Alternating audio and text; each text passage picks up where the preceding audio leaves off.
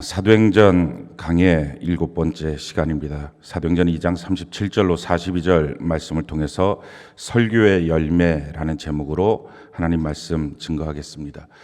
우리가 사도행전을 통해서 성경적 교회가 무엇인지를 우리가 발견하고 있습니다. 성경적 교회라고 하는 것은 우리 자신을 말하는 것이고 우리 공동체를 말하는 것입니다.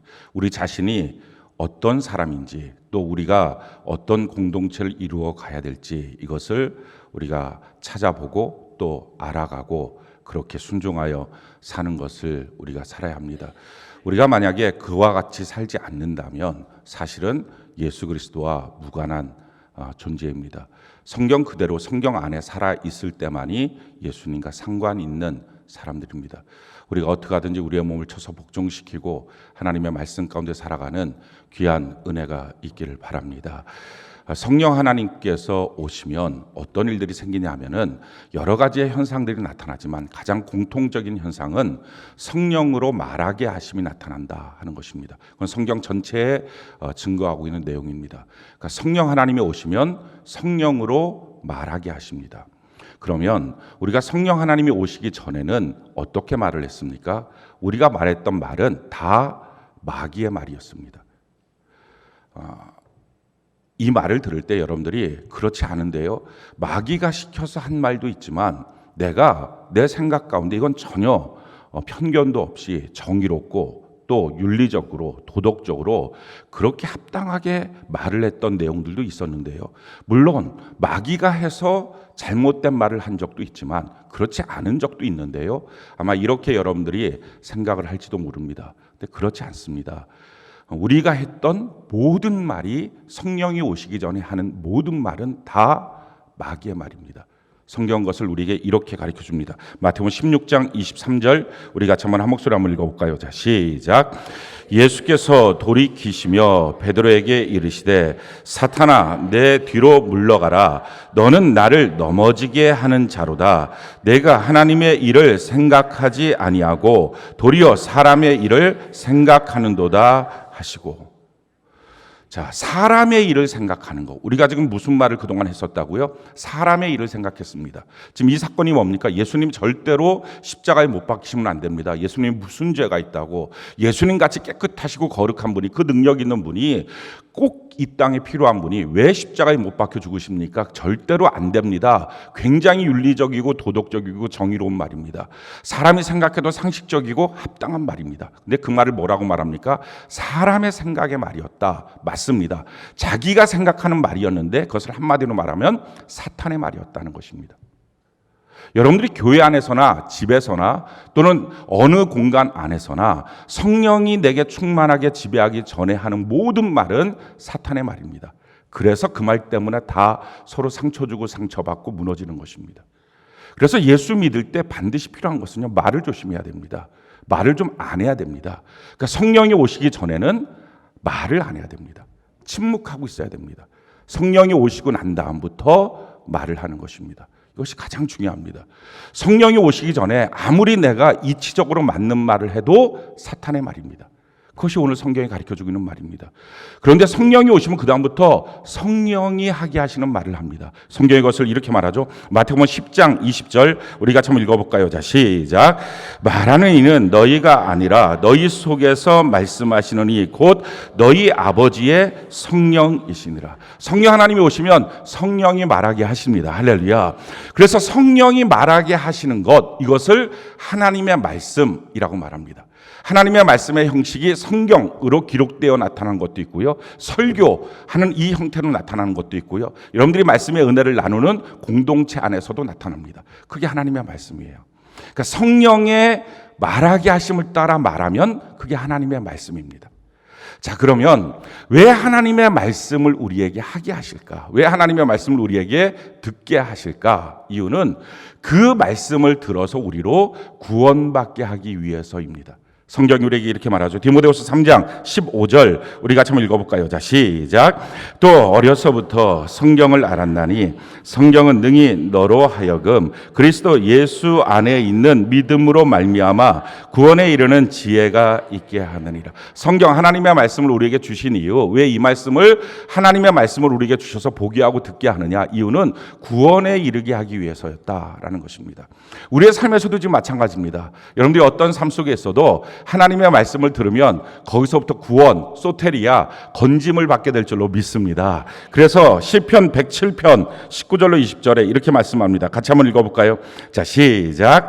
이에 그들이 그들의 고통 때문에 여호와께 부르짖음에 그가 그들의 고통에서 그들을 구원하시되 그가 그의 말씀을 보내어 그들을 고치시고 위험한 지경에서 건지시는도다. 우리가 어떤 고통 속에 빠져 있을 때 기도하면 하나님께서 말씀을 보내주셔서 건져내신다 하는 거예요.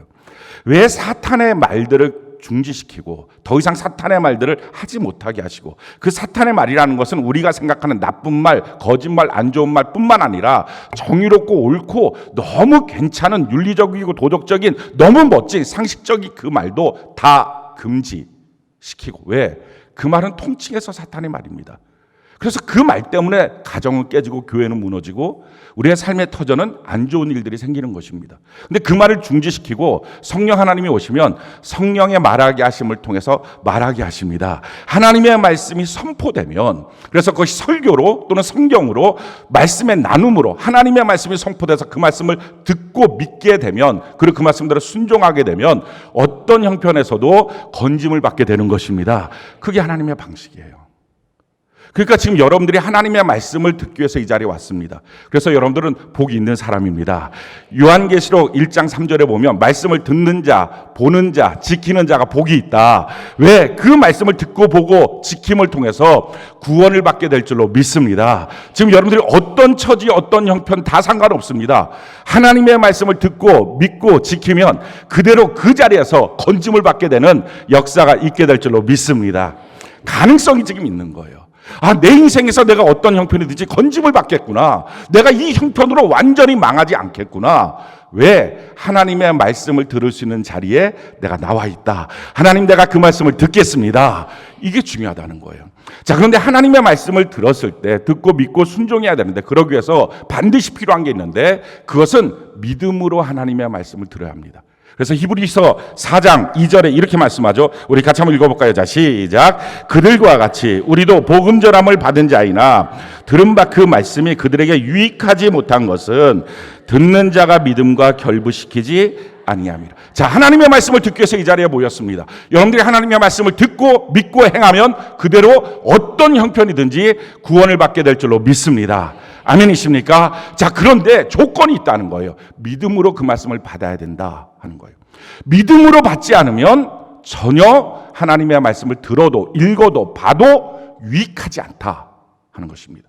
10년, 20년, 100년을 교회에 나와서 성경을 백독, 천독을 해도 믿음으로 받지 않으면 전혀 유익하지 않다 하는 거예요. 왜 하나님의 말씀을 우리가 믿음으로 꼭 받아야 할까요? 이유는 하나님의 말씀은 우리를 한 번도 설득시키거나 이해시키지 않기 때문에 그래요. 그래서 오직 하나님의 말씀을 받는 통로는 믿음이어야 합니다. 성경이 우리에게 이렇게 말하죠. 이사야 55장 8절로 9절 우리 같이 한번 읽어볼까요? 자, 시작. 이는 내 생각이 너희 생각과 다르며 내 길은 너희 길과 다름이니라. 하나님의 말씀이니라. 이는 하늘이 땅보다 높음같이 내 길은 너희의 길보다 높으며 내 생각은 너희의 생각보다 높음이니라. 자, 뭐라고 말합니까? 하나님의 생각, 하나님의 길, 하나님의 뜻, 이것은 우리와 너무 다르다는 거예요. 그러니까 하나님의 뜻이 나와 너무 다르기에 설명하고 설득시키고 이해시킬 수가 없다는 것입니다. 가나의 혼인잔치에 포도주가 떨어졌어요. 근데 하나님의 말씀은 뭐였어요? 결례양 안에 물 채우라는 것입니다. 아니, 지금 포도주 때문에 정신없는 그 종들을 그거 어디 가서 빨리 구해와야 되잖아요. 돈 갖고 빨리 가서 사갖고 와야 되잖아요. 뿔뿔이 흩어져서. 근데 그 종들을 다 스톱시키고 전혀 상관없는 결례양 안에다 물 채우라는 겁니다. 그게 하나님의 말씀이었어요. 이게 설득이 돼요? 이해가 돼요? 안 돼요. 설명이 됩니까? 왜 그렇게 하는지 안 되는 거예요. 이건 오직 믿음으로 받아야만 가능한 거예요.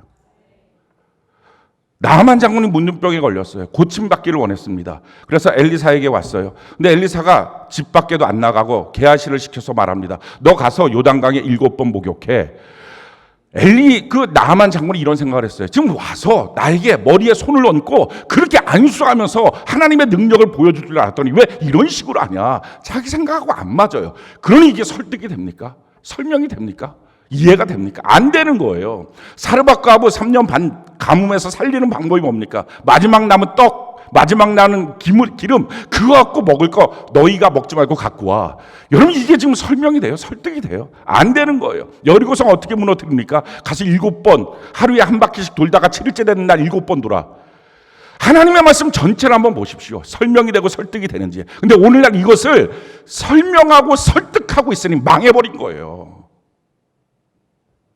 하나님의 말씀을 하나님의 말씀으로 듣지 않는 거예요. 그래서 이사야 30장에 있는 말씀처럼 하나님의 말씀을 부드럽게 해주십시오. 하나님의 말씀을 나에게 부드럽게 이해되도록 설득되도록 해주십시오. 이렇게 요청합니다. 그건 하나님의 말씀이 아니에요. 그러니까 하나님의 말씀은요, 언제든지 우리에게 우리 생각을 물어본 적이 없어요. 하나님의 말씀은 하나님의 생각이에요. 할렐루야. 그러니까 하나님의 생각이 중요하지. 지금 우리 생각이 뭐가 중요해요? 하나님의 생각이 뭔지, 하나님의 길이 뭔지, 이게 중요하지. 우리한테 우리 생각, 우리의 길이 뭐냐? 이거 같이 한번 상의해보자. 이게 무슨 필요가 있어요? 오늘도 이 시간에 하나님의 생각을 우리에게 말씀하시는 줄로 믿습니다. 그래서 내 생각을 동의하지 않는 거예요. 내 생각을 지금 묻고 있지 않는 거예요. 너 생각은 뭐니? 너 길은 어떠니? 이거 하나도 안 묻고 있는 거예요. 그러니까 하나님의 생각을 어떻게 해야 돼요? 설득하고 이해하고 나랑 같이 토의합시다가 아니라 하나님의 생각을 믿느냐 아니냐, 이 두 가지예요. 그래서 하나님의 말씀은 항상 믿음이라는 방식을 통해서만 내게 옵니다. 그래서 하나님의 말씀을 받는 사람 딱 두 종류로 나뉘어져요. 지금도 딱 두 종류로 여러분들이 나뉘어질 거예요. 하나는 하나님의 말씀을 믿고 순종하여 구원을 얻는 사람. 두 번째 종류의 사람은 동일한 하나님의 말씀이 선포될 때 이를 갈고 째려보고 길을 막고 분노하는 사람. 여러분 사도행전에 보면 베드로의 이 설교를 듣고 하루에 3,000명, 5,000명이 돌아옵니다. 근데 동일한 스데반 집사의 복음의 메시지를 듣고 그들이 어떻게 반응을 합니까? 이렇게 반응을 해요. 사도행전 7장 54절 우리 같이 한번 읽어볼까요? 한 목소리 시작. 그들이 이 말을 듣고 마음에 찔려 그를 향하여 이를 갈거늘. 말씀을 듣고 난 다음에 어떻게 해요? 마음에 찔려. 그 다음에 이를 가는 거예요. 화가 나는 거예요. 7장 57절 같이 한번 읽어볼까요? 자, 시작. 그들이 큰 소리를 지르며 귀를 막고 일제히 그에게 달려들어. 그래서 돌로 쳐 죽입니다. 귀를 막고. 여러분들 혹시 설교 듣고 있다가 귀를 막고 싶을 때가 있습니까? 뛰쳐나가고 싶다. 못 견디겠다. 이러고 싶을 때가 있습니까? 그게 있어야 돼요. 그러니까 살든지 죽든지예요. 살지도 않고 죽지도 않는 건 하나님의 말씀이 아니에요. 그건 사탄의 말이에요. 하나님의 말씀이 선포되면 이 중에 사는 자가 있을 거고요. 이 중에 죽는 자도 있을 거예요. 그러나 담임 목사로 간절히 원하는 것은 한 명도 안 죽었으면 좋겠어요. 그래서 우리가 그 예배 말씀 듣기 전에 찬송하고 기도하는 것입니다. 저는 여러분들이 한 명도 죽지 않고 다 사는 은혜가 있기를 바랍니다. 그래서 성경은 우리에게 이렇게 말씀을 하죠. 고린도후서 2장 15절로 17절 우리 같이 한번 읽어볼까요? 자, 시작. 우리는 구원받는 자들에게나 망하는 자들에게나 하나님 앞에서 그리스도의 향기니 이 사람에게는 사망으로부터 사망에 이르는 냄새요 저 사람에게는 생명으로부터 생명에 이르는 냄새라. 누가 이 일을 감당하리요? 우리는 수많은 사람들처럼 하나님의 말씀을 혼잡하게 하지 아니하고 곧 순전함으로 하나님께 받은 것과 같이 하나님 앞에서와 그리스도 안에서 말하노라. 사람은요, 하나님의 말씀을 들을 때, 하나님의 말씀 앞에 설 때 그의 실체가 드러납니다. 어떤 사람 차가운 얼음 같은 사람이 있어요. 근데 햇볕이 비치면 녹아요.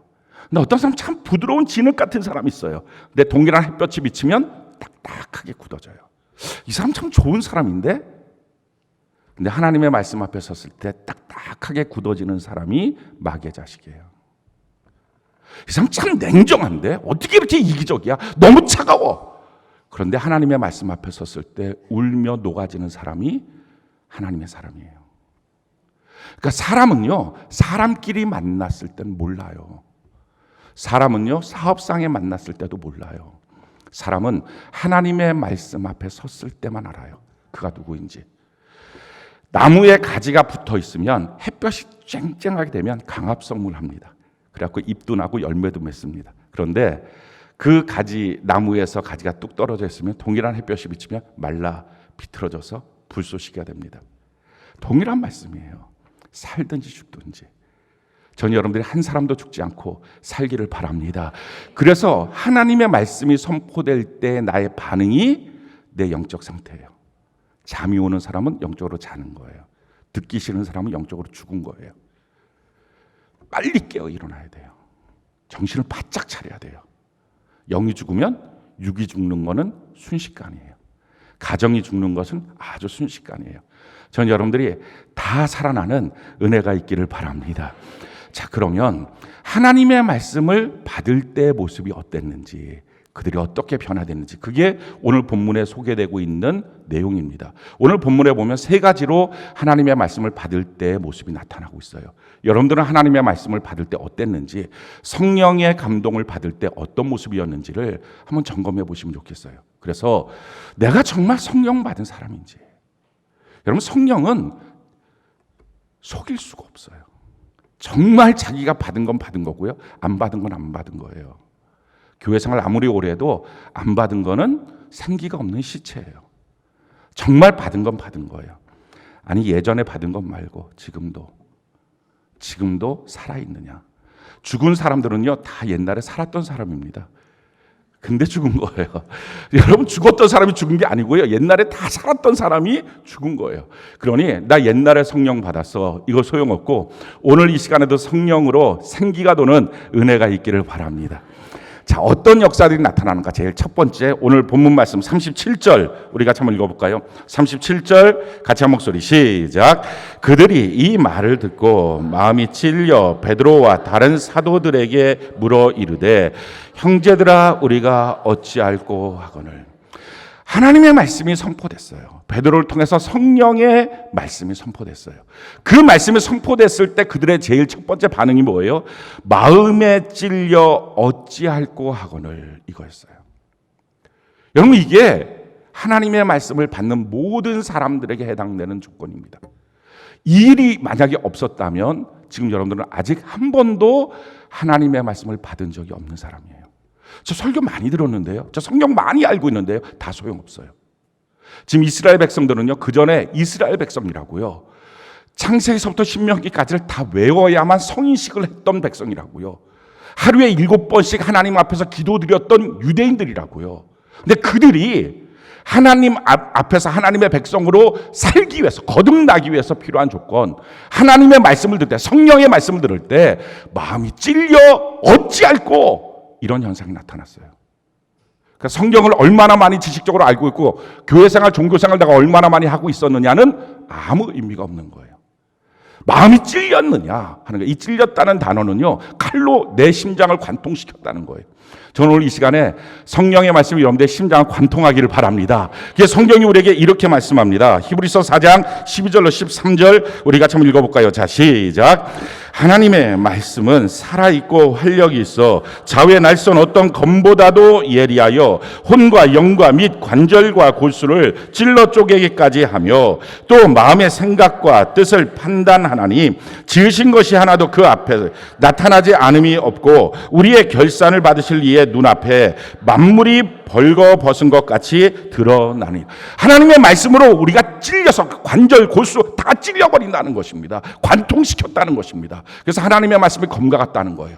하나님의 말씀, 성령의 말씀을 받게 될 때 나타나는 현상, 찔려버린 거, 찔려버린 거. 왜 그런 현상이 나타나요? 하나님의 말씀이 자기에게 왔을 때 혼과 영과 및 관절과 골수 찔러 쪼개기까지 하면 또 마음의 생각과 뜻을 판단하는, 뭐가? 말씀이.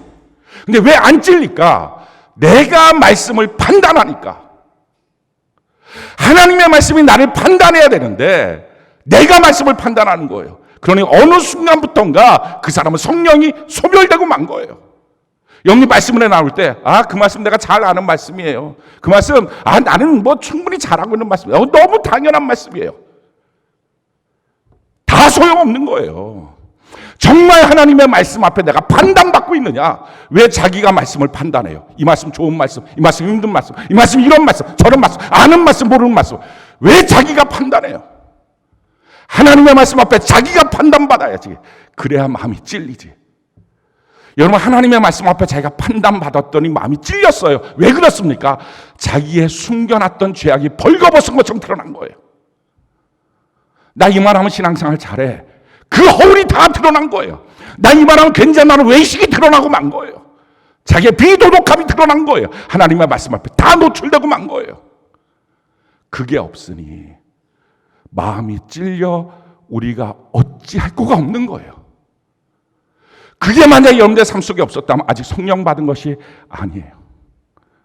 성령은 신비적인 어떤 현상이 아닙니다. 하나님의 말씀 앞에 내가 어떻게 서 있느냐가 성령 받았는지 안 받았는지가 증명되는 거예요.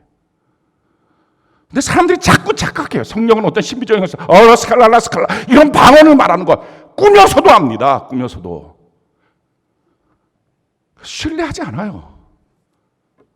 진짜 방언하면 말이 바뀌겠죠. 근데 방언하는데 왜 말이 안 바뀌어요?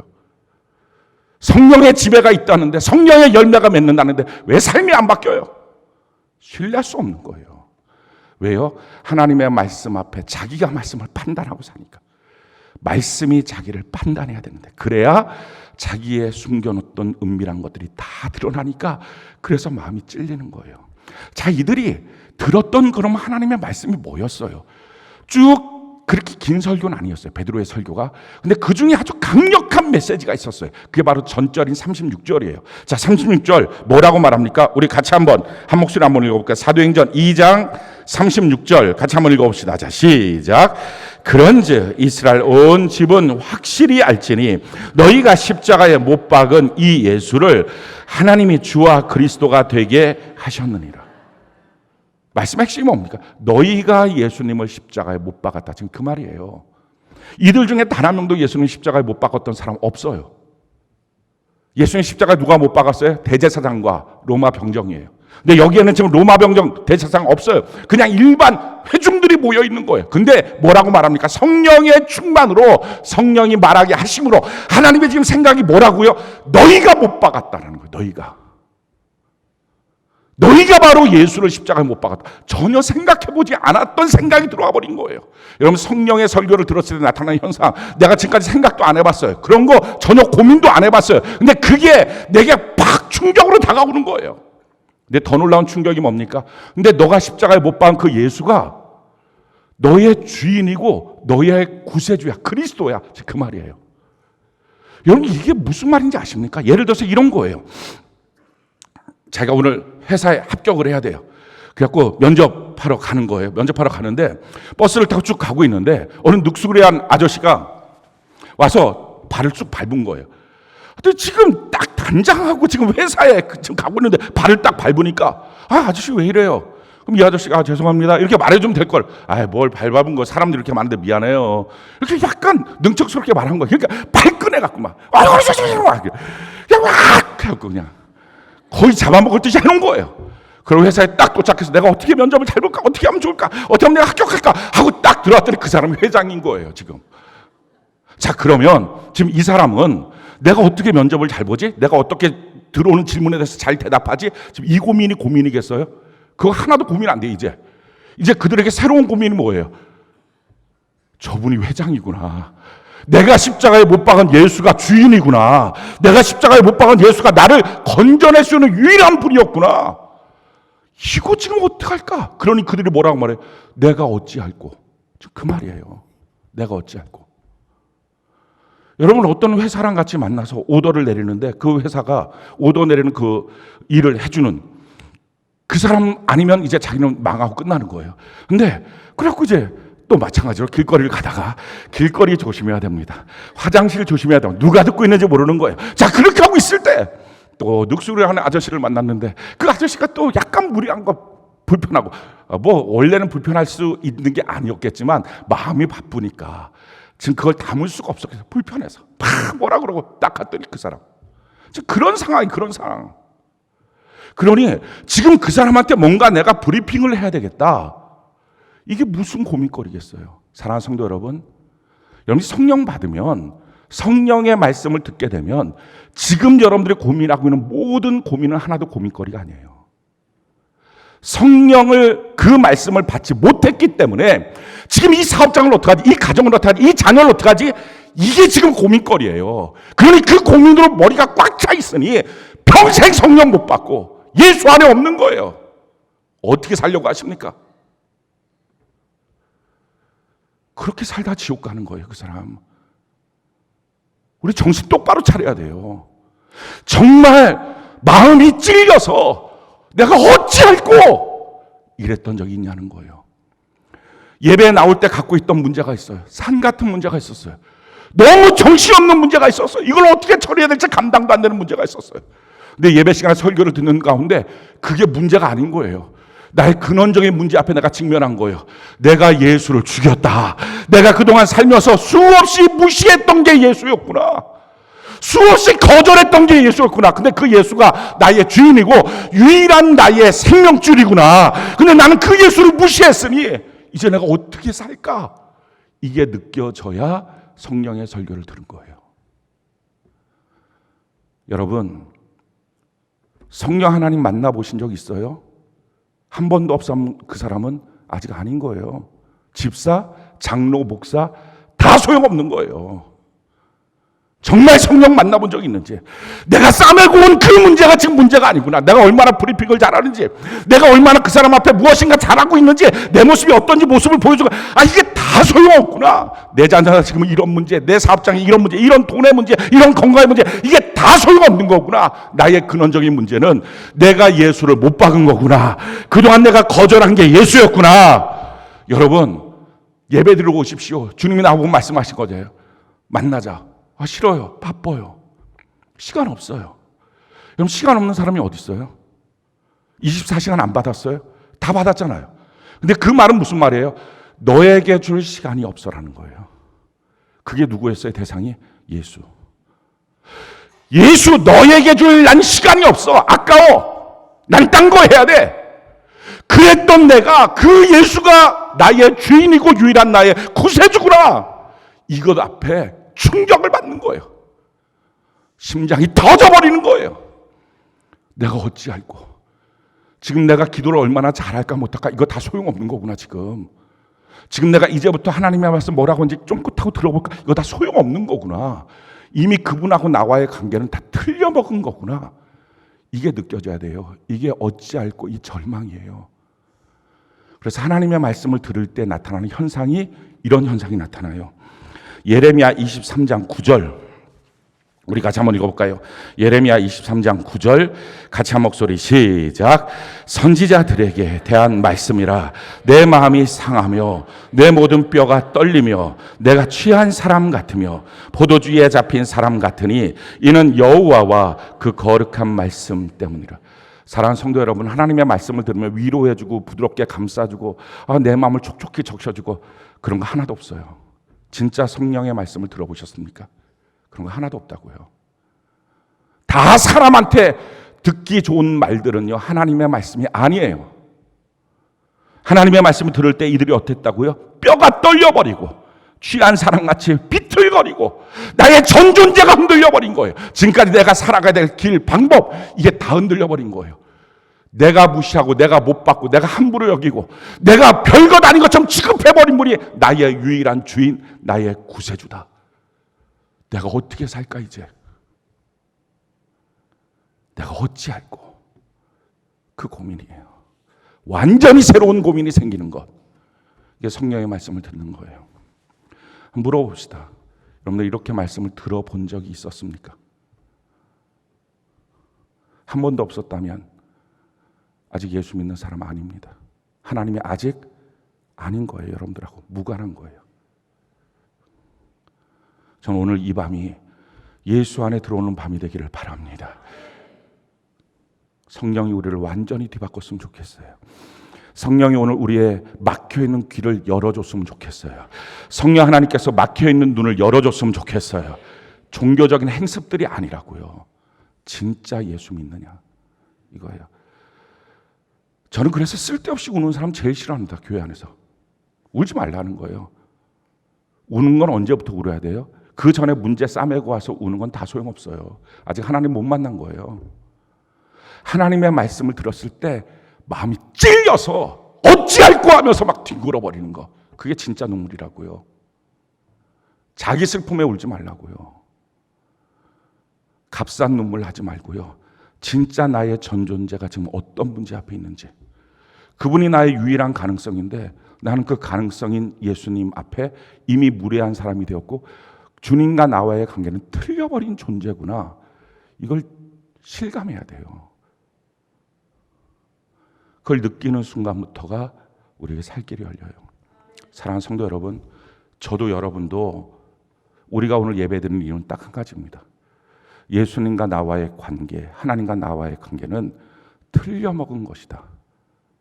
회복 불가능으로 틀렸다는 것을 아는 것부터 시작해요.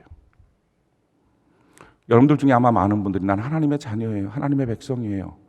난 구원받은 백성이에요. 나는 이런 사람들이에요. 저런 사람들이에요. 라고 생각하는 사람들이 있었을 겁니다. 유대인들이 다 그런 사람들이에요. 지금 이스라엘 사람들이 다 그런 사람, 선민의식으로 꽉 차 있는 사람. 그 사람들 향해서 뭐라고 말합니까? 이렇게 말하잖아요. 그런즉 이스라엘 온 집은 확실히 알지니, 한두 명이 아니라 다 확실히 알지니 너희가 십자가에 못 박은 이 예수를, 다른 사람이 못 박은 게 아니라 너가 죽인 거다. 못 박은 이 예수를 하나님이 주와 그리스도가 되게 하셨다. 이들이 이 말을 들었을 때 하나님과 나와의 관계는 이제 틀려먹었구나, 이제 끝장났구나, 이거예요.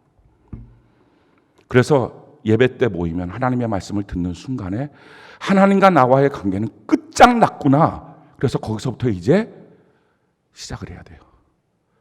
주님 앞에 내가 말씀을 듣고 살든지, 주님의 방식대로 이제 살아서 다시 회복을 하든지, 끝장난 채로 가든지.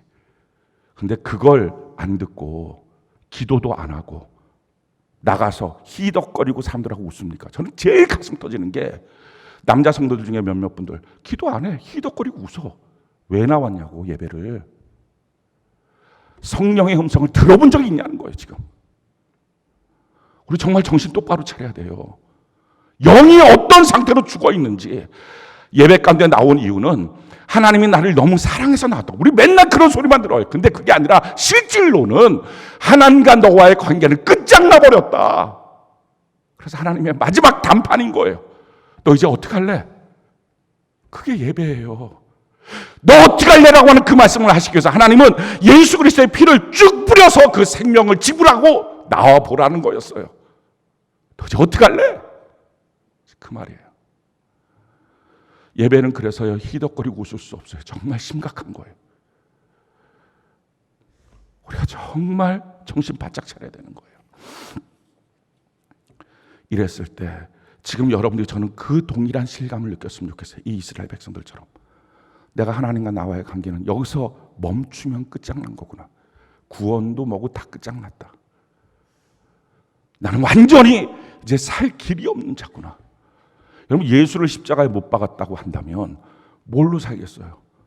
뭘로 하면 해결되겠어요? 아니, 여러분들의 아들이나 딸을 어떤 누군가가 와서 대못을 양손에다 박아버리고 창으로 찔러서 피를 다 쏟으면서 조롱하고 웃으면서 있다가 갔다는 사실 앞에 여러분들은 그 사람이 뭘 해주면 마음이 그 사람을 향해서 풀어지겠어요? 지금 하나님과 우리의 관계는 그런 관계예요. 끝장난 관계라고요. 그걸 아는 것이 성령의 음성이에요. 그래서 성령이 오시면 요한복음 16장에 보면 성령의 책망이 있다는 거예요. 뭐에 대해서? 죄에 대해서. 죄가 뭐예요? 내가 예수 그리스도를 그렇게 했다는 그 죄. 근데 오늘날의 많은 그리스도인들이 자기의 심각성을 몰라요. 자기 현주소를 몰라요. 여러분들이 지난 한 주간 동안 어떻게 살았습니까? 정말 예수 그리스도를 존중하며 살았습니까? 무시하고 멸시하며 살았습니까? 안 보인다고 무시하고 안 보인다고 멸시하며 살았습니까? 근데 그 예수, 그걸 다 우리가 지금 우리 손에 망치를 들고 못을 박아버린 거였거든요. 그래서 하나님이 불러서 말씀하시는 거예요. 너가 바로 걔야. 너 그래서 너랑 나랑 관계가 끝장났어. 지금 그거예요. 마음이 찔려. 이제 우리가 하는 일들이 없는 거예요. 어찌할꼬 이제. 나 목사인데, 나 장로인데, 나 집사인데. 하나님 지금 나를 불러서 하셨던 말씀이 너랑 나랑 끝장났어. 너가 내 아들을 못 박아 죽였어. 지금 그 음성 앞에 나 어떡하지 이제. 내가 뭘 갖고 주님 앞에서, 나 그동안 충성했잖아요. 나 그동안 주님 앞에 헌금 드렸잖아요. 나 그동안 집사로, 장로로, 목사로 사역했잖아요. 셀장으로 사역했잖아요. 이게 뭐가 말이 되겠냐고요.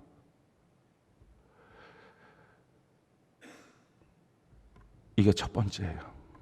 성령의 설교를 들었을 때, 말씀을 들었을 때 견디지 못하는 나의 심각함. 그랬을 때, 이 심각한 가운데 있을 때 두 번째, 하나님이 제시하는 길이 들리는 거예요. 그 길이 뭡니까? 우리 38절 우리 같이 한번 읽어볼까요? 38절 같이 한 목소리자 시작. 베드로가 이르되 너희가 회개하여 각각 예수 그리스도의 이름으로 침례를 받고 죄 사함을 받으라. 그리하면 성령의 선물을 받으리니. 여러분, 이 말이 얼마나 고마웠을까요? 그러니까 이 앞에 형제여 내가 어찌할꼬, 하나님과 나와의 관계가 끝장난 관계라는 이 말씀이 내 안에 정말 나의 정체성으로 들려진 그 순간에 이제 나 이대로 돌아가면 나 못 사는 건데, 여러분 이대로 돌아가면 여러분들 다 지옥이라고 지금 이렇게 선포하는 거예요. 베드로가 성령 받자마자 최초로 했던 말, 선민 이스라엘에게, 선민 세중앙교회 성도들에게 최초로 하는 설교, 당신들은 지금 이대로 가면 지옥이라고. 왜? 예수를 못 박아 죽였다고. 그 말이 나의 실존으로 들려져야 성령 앞에 서 있는 겁니다.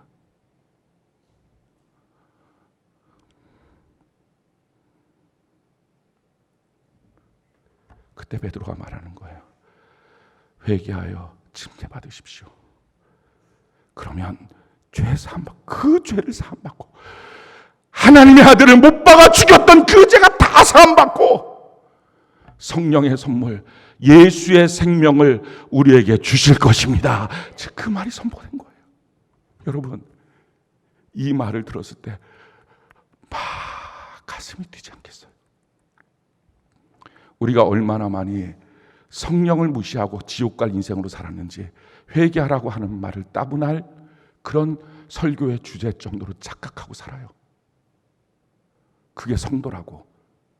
그게 무슨 성도요? 정말 우리 정신 똑바로 차려야 합니다. 목사인 나도 마찬가지고, 지난 한 주간 우리가 살아왔던 우리의 삶이 다 예수 못 박는 거였어요. 여러분들이 죄졌죠? 그 죄가 뭐예요?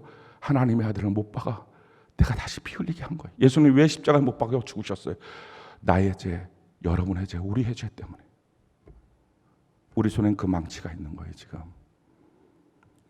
그리고 하나님 말씀하시는 거예요. 바로 너야. 너가 내 아들 죽였어.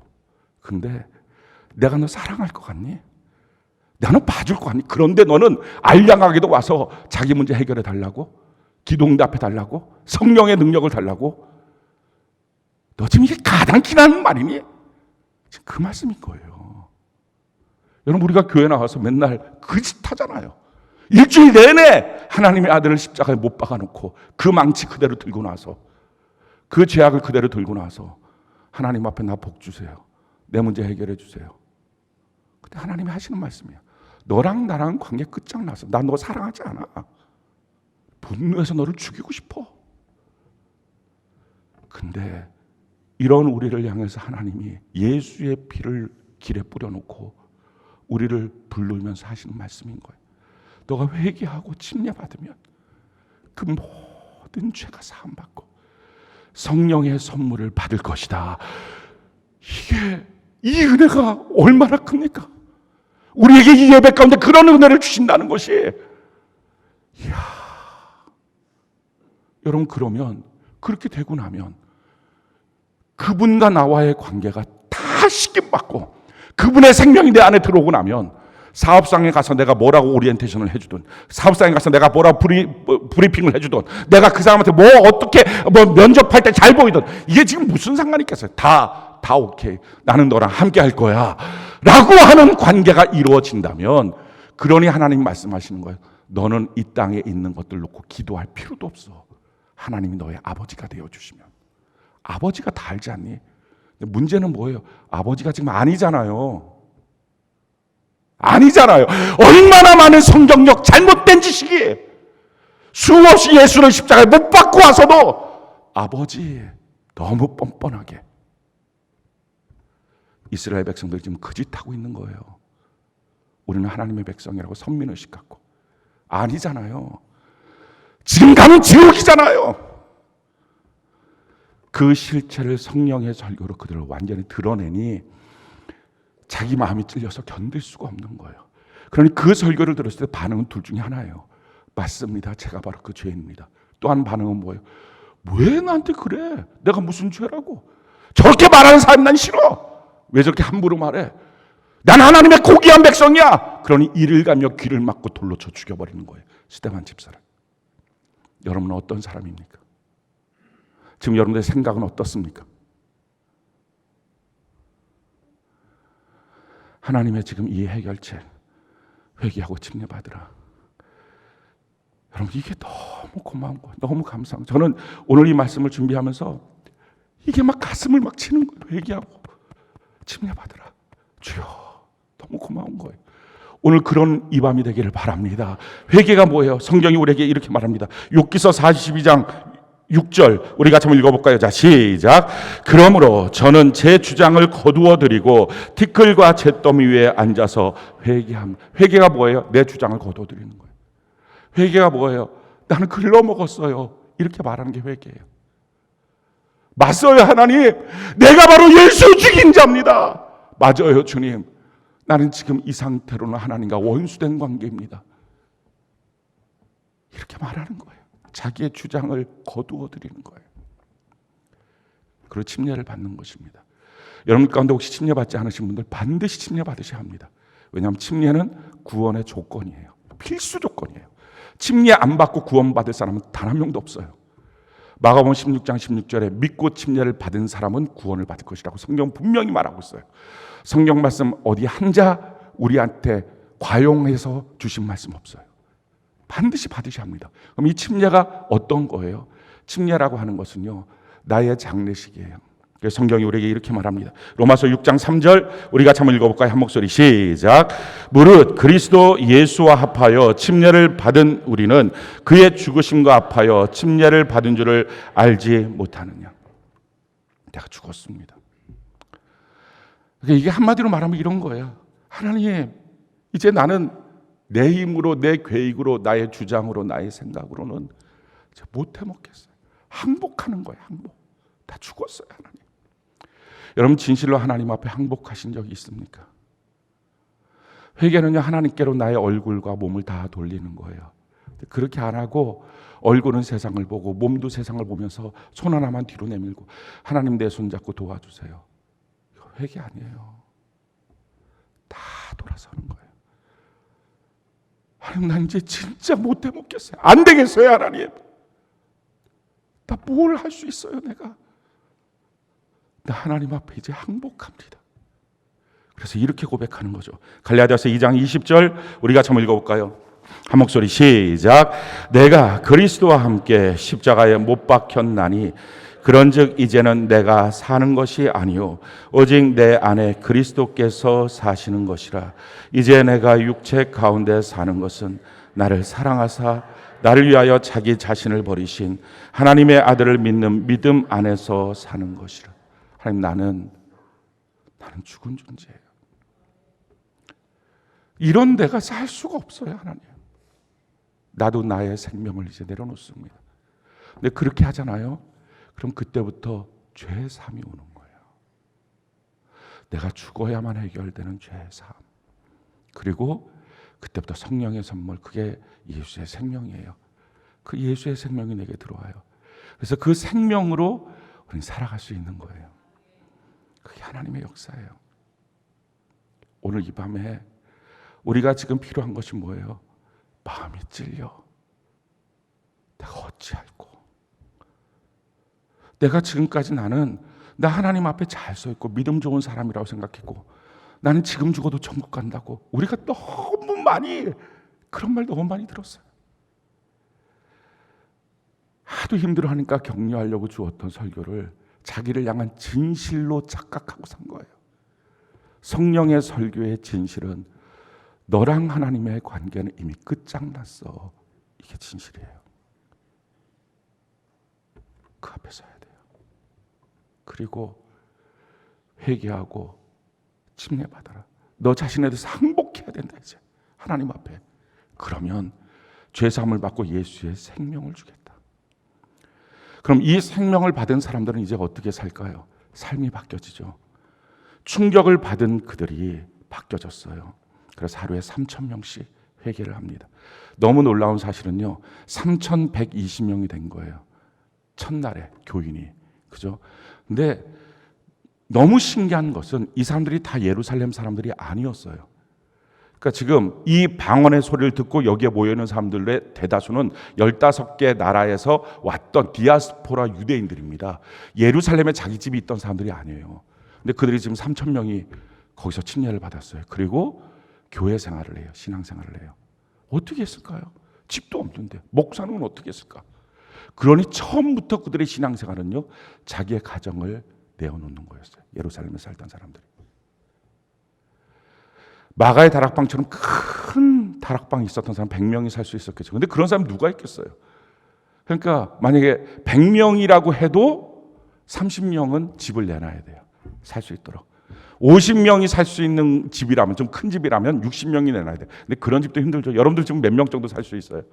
10명만 들어가서 복작복작 산다. 이것도 되게 복작복작거리겠죠. 그러면 300명이 자기의 가정을 내놔야 돼요. 그러니까 한 가정 안에서 공동체가 된 거예요. 그들의 삶이 그래서 유대인들에게 충격이 된 거예요. 우리도 알잖아요. 누구랑 같이 사는 것이 얼마나 불편한지. 그게 된 거예요. 처음부터. 그들의 삶의 태도가 어떻게 바뀌었습니까? 우리 한번 읽어볼까요? 39절부터 42절까지. 39절부터 42절까지. 우리가 한번 한 목소리 한번 읽어봅시다. 자, 시작. 이 약속은 너희와 너희 자녀와 모든 먼데 사람 곧 주 우리 하나님이 얼마든지 부르시는 자들에게 하신 것이라 하고 또 여러 말로 확증하며 권하여 이르되 너희가 이 패역한 세대에서 구원을 받으라 하니 그 말을 받은 사람들은 침례를 받음에 이날에 신도의 수가 3,000이나 더하더라. 그들이 사도의 가르침을 받아 서로 교제하고 떡을 떼며 오로지 기도하기를 힘쓰느라. 자, 39절에 보니까 이 약속은 너희와 너희 자녀와 또 모든 먼데 사람, 그러니까 누구예요? 우리들도 동일하다는 거예요. 우리들도 동일하게 하나님 안에 서기 위해서는 이 작업이 필요하다는 것입니다. 하나님이 너 사랑하지 않아. 너랑 하나님의 관계는 끝장났어. 너가 하나님의 아들을 못 박아 죽였거든. 그 말이 자기의 실제 실존이 되지 않으면 예수 그리스도의 사람이 안 되는 거예요. 그랬던 적 있습니까? 아니, 지금도 그렇습니까? 그거 아니면 여러분 실존적으로 그리스도인이 아니에요. 이게 지금 심각한 일이에요. 오늘 이 밤에 우리 그냥 넘어가지 맙시다. 저도 그렇고 여러분도 그렇고 하나님이 우리에게 판정을 내린 거예요. 너랑 나랑 관계 끝장났어. 이 판정 내린 거예요. 조건이 하나 있어. 회개하고 침례받아. 그러면 죄사함 받고 성령의 선물을 받을 거야. 이 말씀을 하신 거예요. 내 주장 다 거두어드리고 지금 내가 생각하고 있었던 나의 교만 다 거두어드리고 그러고 나서 하나님 앞에 나는 이제 어쩔 수 없어요. 하나님 항복합니다. 난 죽었습니다. 난 죽고 예수님이 내 안에 사십니다. 이 고백을 하는 거예요. 그러면 죄사함을 받고 예수의 생명이 우리 안에 들어옵니다. 예수의 생명으로 살게 되니 삶이 달라지죠. 그들이 어떻게 달라집니까? 40절에 보니까 또 여러 말로 확증하여 권하여 이르되 이 여러 말이라는 것은 이 말 저 말 했다는 이 혼잡스러운 말이 아니라 복음 하나 증거한 거예요. 여러 가지로 질문을 했지만 복음 하나였다는 거예요. 답변은 마태, 마가, 누가, 요한 복음서는 4개지만 그 복음의 핵심은 예수 그리스도 한 분이었다. 할렐루야. 그러니까 여러 가지로 이런저런 말을 다 했지만 그들은 무슨 말을 했다고요?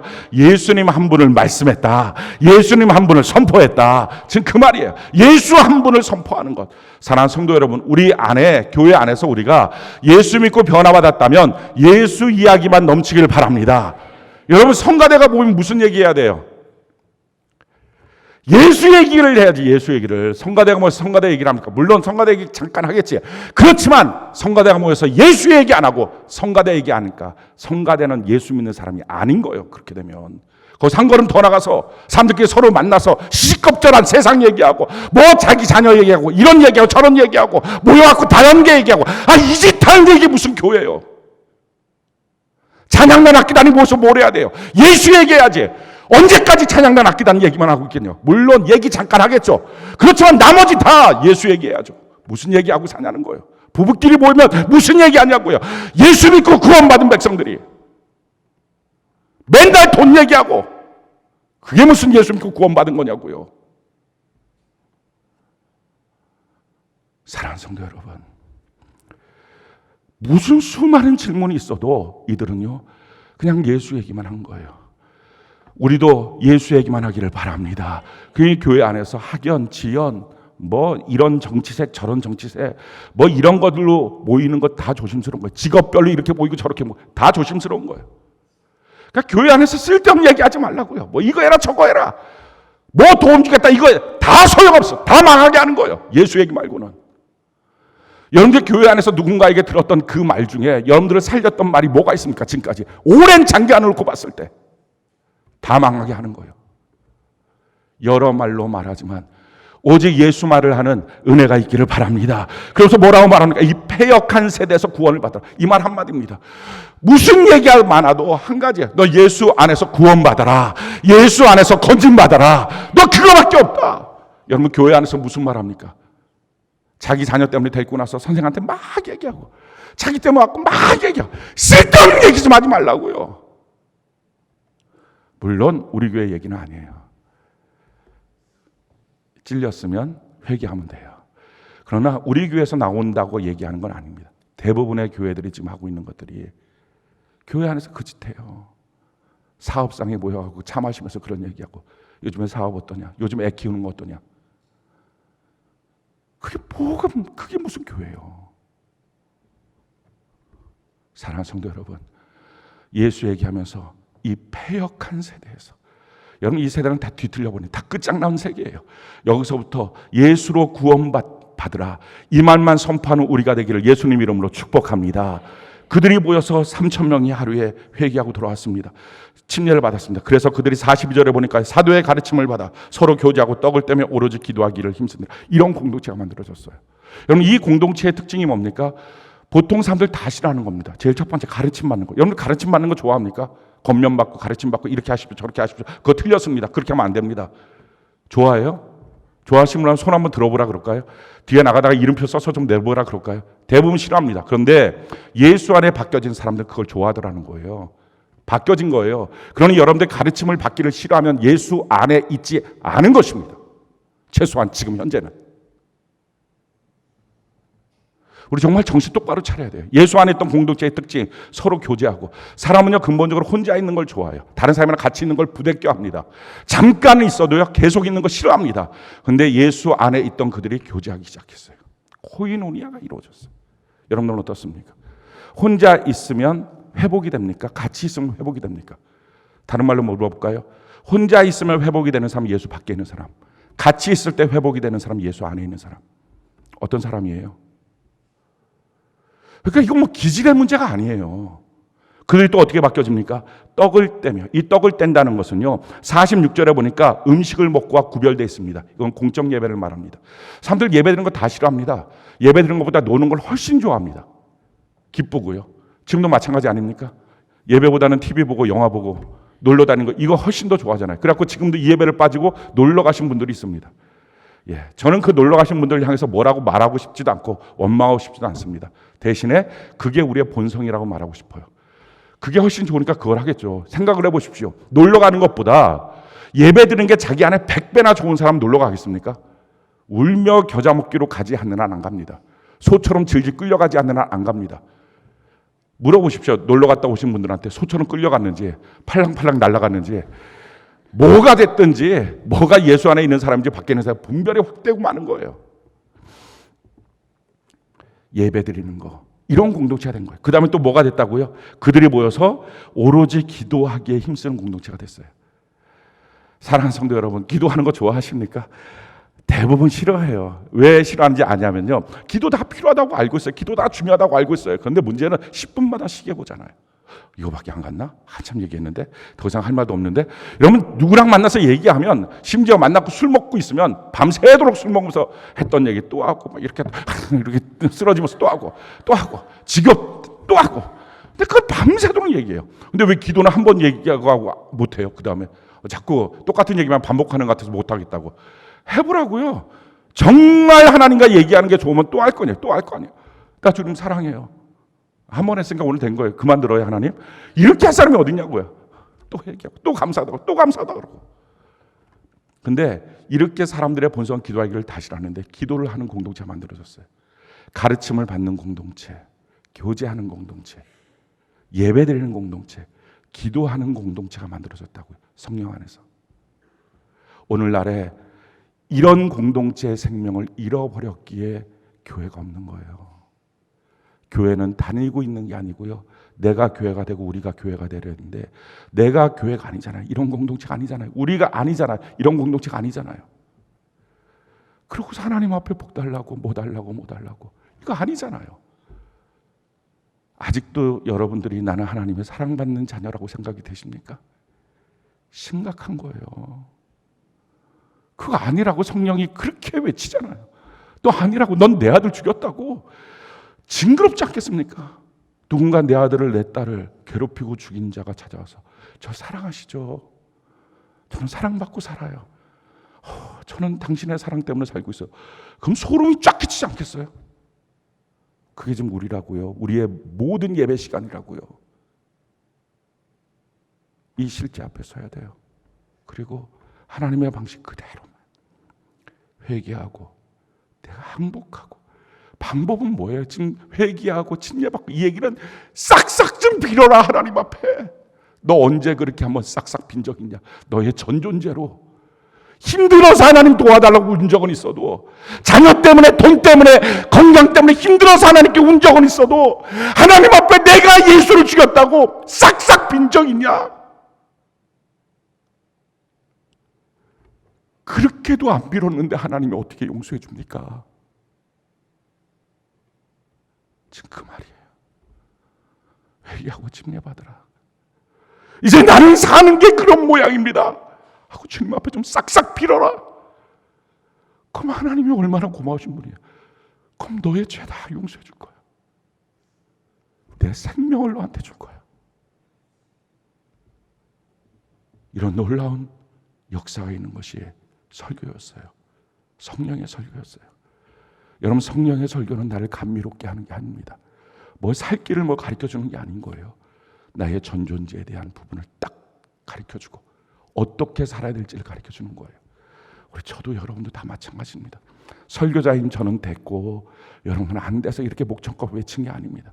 저도 여러분도 똑같이 지금 하나님 앞에서의 우리의 실존은 더 싹싹 빌어야 돼. 아니, 그 말이 나는 너무 고마운 거예요.